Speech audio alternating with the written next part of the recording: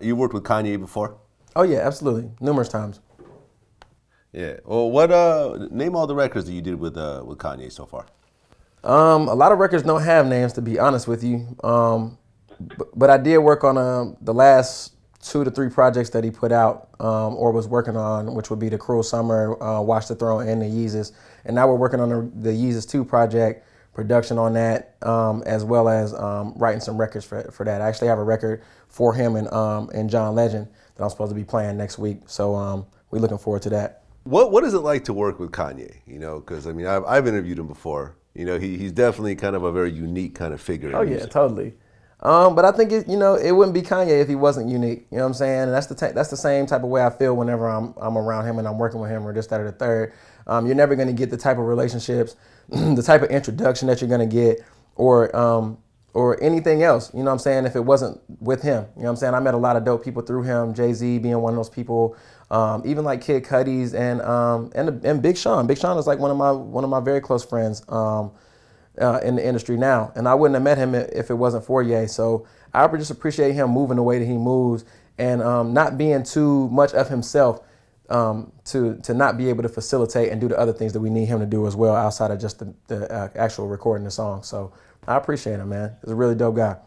Right. Well, I remember you were on Marvin Chardonnay. Yeah.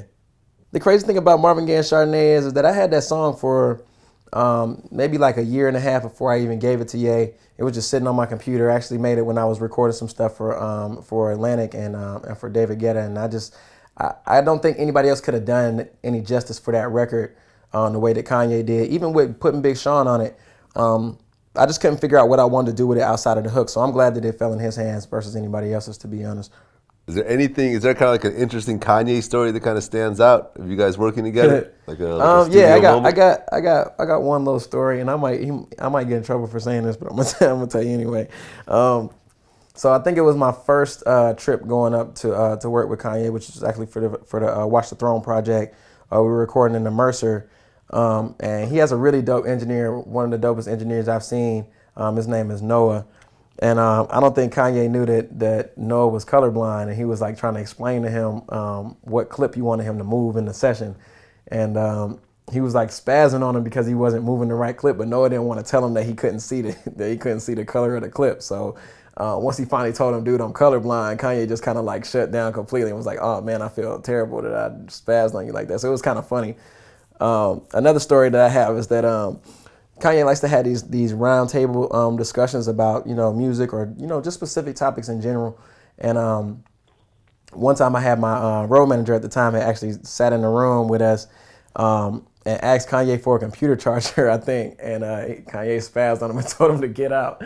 And it was just a funny situation because I guess it was the wrong time and, something like that. But he ended up telling my road manager, man, you can't have my computer charger and can you wait outside? And I thought that was like one of the funniest things.